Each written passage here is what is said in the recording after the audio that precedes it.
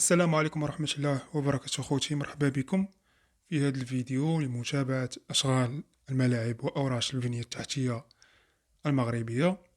في هذا الفيديو إن شاء الله غادي نشوفوا صور حديثة لأشغال ملعب الأمير مولاي عبد الله بالرباط، أشغال متواصلة، صور جديدة توثق مراحل التي وصلت إليها الأشغال على مستوى أرضية الملعب كما أشرنا في الفيديو السابق.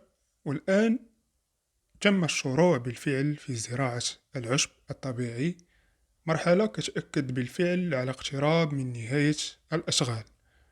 الأشغال متواصلة على عدة مستويات داخل الملعب، كما نشاهد انتهاء من تركيب الشاشة العملاقة، وفي الجهة المقابلة كذلك يتم تركيب شاشة الليد الإشهارية.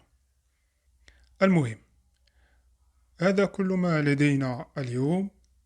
لازلنا في متابعة الأشغال الملاعب المغربية، خليكم في متابعة الصفحة للتعرف على المزيد وآخر التحديثات.